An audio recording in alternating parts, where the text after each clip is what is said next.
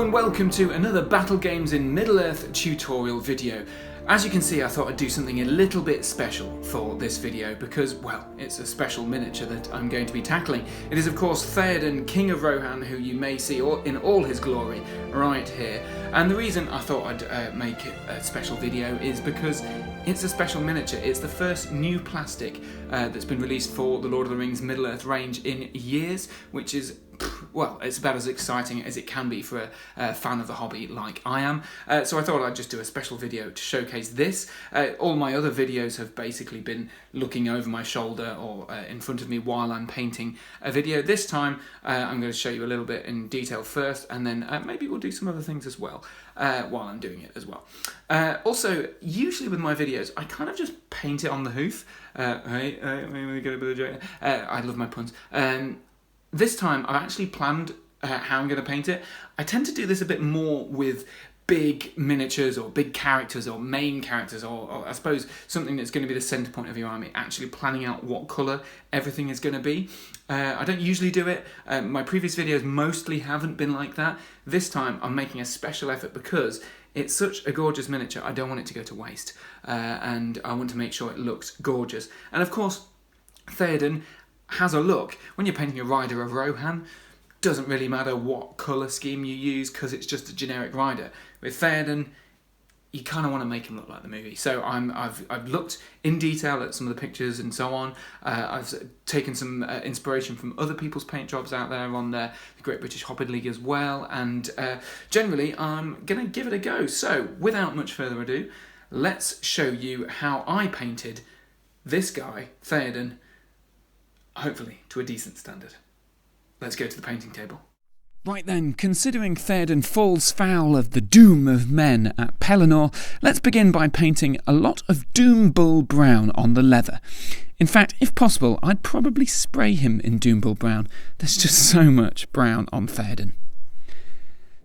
Just note while you can how finely detailed the model is. I was sceptical, I must admit, as to whether it was really worth replacing my metal Theoden, but he really is. The detail is just amazing.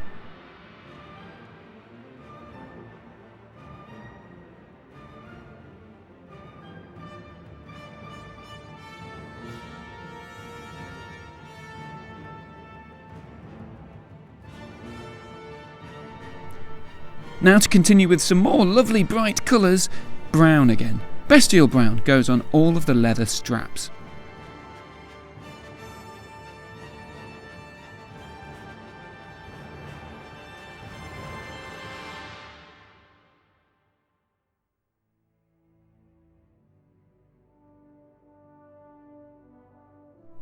Then, just to spoil you, more brown. I go with scorched brown on the shield. Right, cracking on with something other than brown, bolt gun metal goes on the sword, Herogrim, and on the metal scales of armour on Snowmane and around Theoden's waist, or skirt, if you will. Talking about will, how about all that will he has now? Well worth taking. Also tackling the armour on the horsey head there too.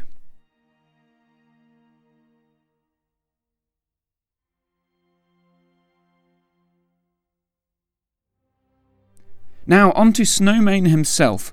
He's white, so I start by painting all of it in Celestra grey. Poor old Snowmane, victim of a black dart, faithful servant yet master's bane, Lightfoot foals swift Snowmane. Tolkien did write some lovely poetry, didn't he? Anyway, fighting and swords and stuff, yeah. Nice even coat though on Snowmane, lightly diluted but not too much, but we're going to come back to return another layer to that, so don't worry.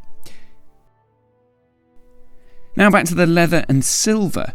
Give it a lovely Devlan mud wash. Obviously be a bit careful of that first coat on Snowmane, probably wiser to do this before that, but hey, that's me, doing a Saruman and abandoning reason for madness.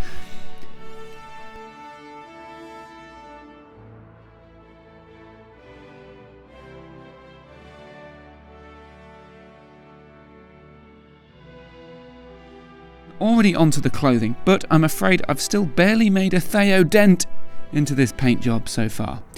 Red gore goes on his shirt and sleeves. Be careful of those already painted armour segments. With bleached bone, I begin work on Snowmane's snowy mane. On horses' manes, I think it's key to make them stand out, and also the tails too, otherwise it just looks a little bit plain, even though really, in real life, horses just don't have different coloured manes and tails. It's very rare. If you look at a white horse, it's pretty much just a white tail in the same colour. Still, this is a miniature, not real life, and it always looks a little bit better like this on a model.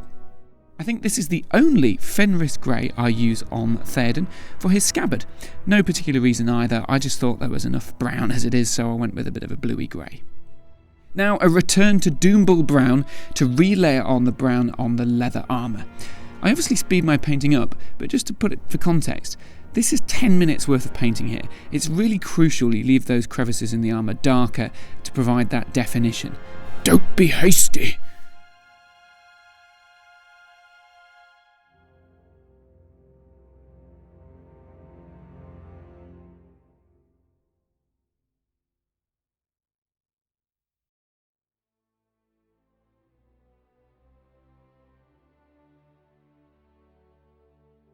I think you'll agree though, it's really taking shape now.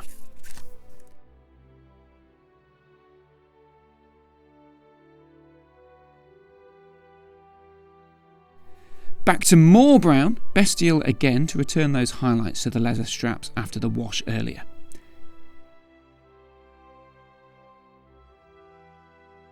A second layer of Celestra grey now to really make that base of white solid for Snowmane.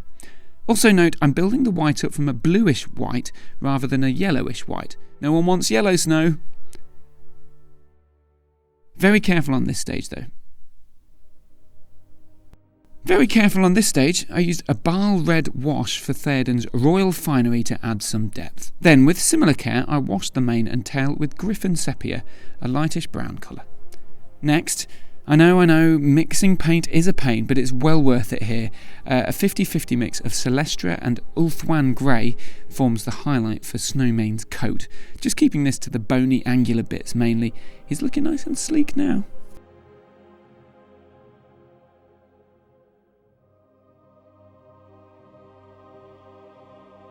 Ooh, how exciting! We're onto the skin now, which I paint a thin layer of Talon flesh.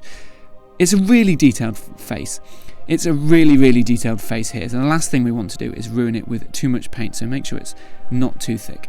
And of course, don't forget his hands.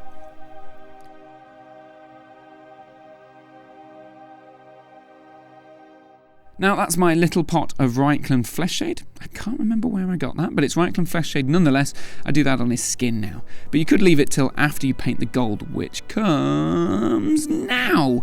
Retributor armour, my favourite, goes basically everywhere. The shield, the sword, the scabbard are obvious, but other bits not so much. I sort of highlight the actual shapes on the leather armour. On each of the brown panels there are sort of horse shapes and patterns, and most of those brown panels I just kind of edged most of those brown panels to make it look like there's gold there.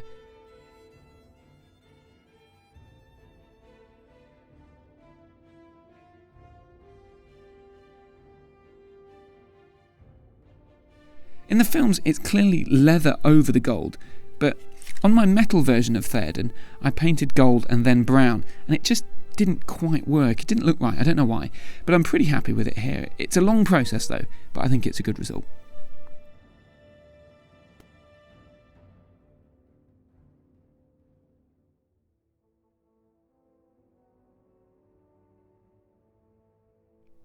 Now, with bleached bone, I return to the mane and tail, this time picking out individual strands. You could dry brush, but for a hero like this, a centrepiece, it's definitely worth taking that extra time on picking out those details individually with the layering rather than dry brushing.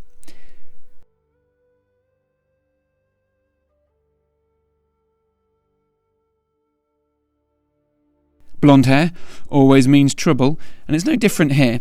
It's not an easy colour to paint, I find.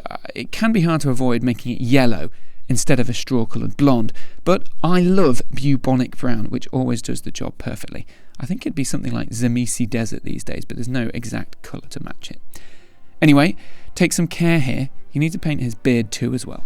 As soon as that beard's on, Bernard Hill comes to life, captain of the Titanic in plastic form. Continuing the multi-layered approach to Snowmane with pure Ulthuan Grey, here picking out eyelids, joints and the edges of muscles on his neck. Now back to the Eored, or is it Redoras, or Theodred? Red?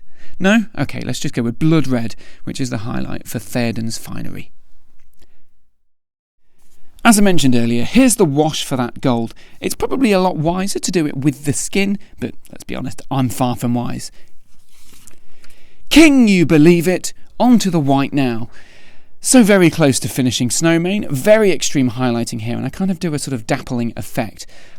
Hardly worth it really, but it does add that extra sharpness to those sort of knees and the parts of the nose and the muscles as well. I kind of do little sort of dots or strokes to make it look a bit more like, I suppose, more like a horse's coat. Another mix now, yes, grumble grumble. Graveyard Earth plus Doomble Brown for the leather. Very light, almost dusting of a highlight. Subtle, but it adds to the effect. I didn't want to do a sort of edge highlighting here because leather doesn't really look like that really. So yeah, just a little sort of almost a dry brush, but not quite. Then Vermin Brown sharpens the edges of the leather straps too. It's a bit bolder of a highlight than the previous step.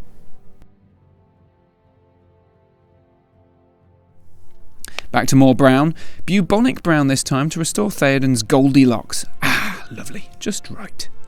It seems a while since I painted any metal, and my metallic paint pot feels a bit neglected. So I paint bulk and metal back onto the armour after that wash a little while back. I always use different brushes and water pots for metallics, just to stop those flecks gathering in the other paint.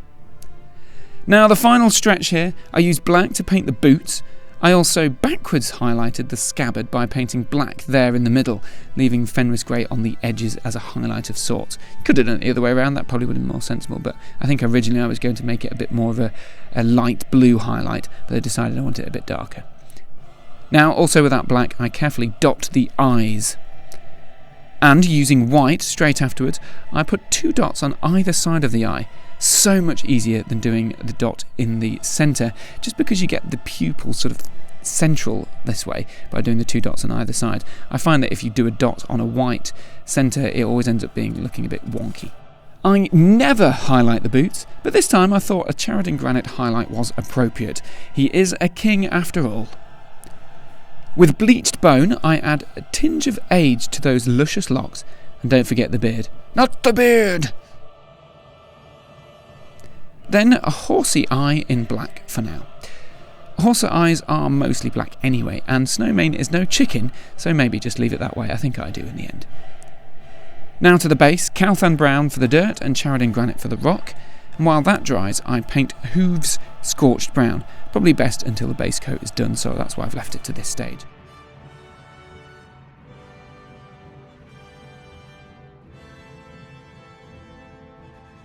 Then with Adeptus and Codex Grey, I do some basing highlights for the rock, and Graveyard Earth is dry brushed on the actual base itself, and then I paint Calthan Brown back on the edges of the base.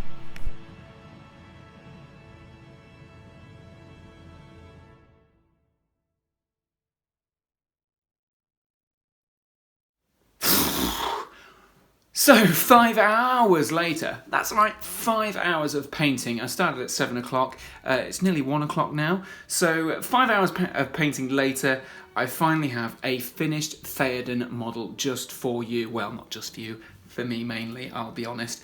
But I must say I'm really proud of the paint job on it. It's a glorious miniature, and I like to think I've done it justice as well. Painted it in the traditional schemes as well, with the white horse and everything. So I'm really proud of it. I'm going to show you some nice close-up pictures now. And also, I really hope that you've liked the way I've presented this video. I hope you enjoyed putting a face to the voice and the name of the channel. It's been fun to make it this way. Hopefully it works out in the edit and so on. But generally, this is just a special video because I wanted to do a special video for this glorious new plastic miniature. As I mentioned earlier in the video, it is the first time Games Workshop have released a plastic hero or anything really since since the Hobbit box set, wasn't it? So, or some of the Hobbit range anyway. So a long time, very few plastic things in the last few years. So really pleased to have done something special for this video. I hope you enjoyed it. Do comment if you've enjoyed the format. I can do this again, or I can go back to what I've been doing before. That's fine. Like, and please do subscribe to the channel. I've got a lot more ideas, and with the excitement around the Pelennor Field box set, it's inevitable I'm going to be continuing to ride that hobby wave. So I have more ideas, more models to paint. There's always more models to paint, let's be honest. But thanks very much for watching, and subscribe. Thank you very much for watching. Bye-bye.